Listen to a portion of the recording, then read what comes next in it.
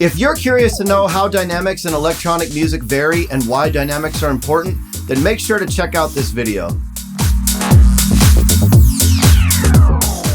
Hello everybody, and welcome to Distinct Mastering. My name is Freddie. I'm a mastering engineer, producer, DJ, and president of Sleeping Giant Music. For over 2 decades, I've helped artists grow their careers, and now I'm here to help you with your music production skills. If you'd like a free stereo mastered sample from me, be sure to check out the link below in my description. And now, let's talk about dynamics in electronic music and why dynamics are important. If you missed my previous video about what dynamics mean in music and dynamic range, then be sure to check that out.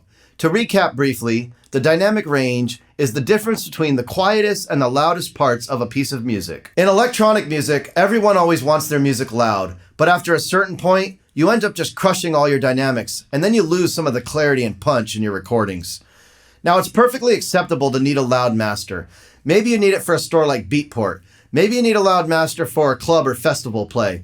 Maybe you just need a loud master to compete with other songs, or if your song's on a compilation. There's lots of reasons why you might need a loud master, but if one of my clients asks me for a loud master that crushes the dynamics, I always like to provide an alternative streaming version for the streaming platforms that retains dynamics. With streaming platforms these days, it's always best to master with dynamics in mind. Streaming platforms have what they call loudness normalization, and what that means for your music is your music will get turned up or down depending on how loud your source material is.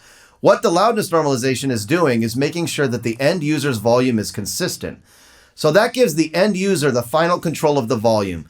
Let's take a look at some examples of why mastering with dynamics is important in today's world of streaming. Okay, I've got a Pro Tools session open and I've got some songs preloaded that I had the pleasure of mastering, and I want to show you guys why dynamics in electronic music is important, especially in today's world of streaming. So this song is called Somewhere Deep, and it's by a friend and client of mine named Lavelle Dupree. It's a really good song, but it's a tech house song, so it needed to be mastered loud. So this first top one is the original master that I supplied, and I still mastered with some dynamics in mind. It's still got dynamics, but this second one is the streaming version that I supplied for streaming platforms. Notice the difference between the two waveforms. This one has a lot more transients, a lot more peaks, and is very dynamic. This one's a bit more brick-walled. Now, it's okay to need a brick-walled master for dance music or house music, tech house, bass house. This is what most of it looks like. Even further, actually, you might need a loud master for, say, Beatport or a track source, or you might need a loud master for a festival or club play. That's perfectly acceptable. But what's going to happen when you send that file to the streaming platforms is streaming platforms have loudness normalization, and they're going to actually turn you down. Or if your song is too quiet, they're going to turn you up. So it goes both ways. The goal for the loudness normalization is to make sure that the end user is getting a consistent volume. So what that does is it gives the end user final control of the volume. Obviously, they have a volume knob. But let's just use an example here, and this is just a rough example, but I want to visually try to show you what could be happening to your music. So I've actually duplicated the 2 files right down here below, and I'm going to bring these up. And what I did right here is I use this little fader, and I don't normally use this at all, but this is just for an example. And I've turned this down and I matched them with a meter. So this top one is playing at about the same volume as the bottom one now. And this is to mimic, say, the loudness normalization. So you submit this file to Spotify, the next thing you know that you get turned down, and then this streaming one is already pretty much set up for their level, so it's not going to change. So I'm going to go ahead and consolidate these, and what's going to happen now if I'm the listener and I go ahead and turn this up,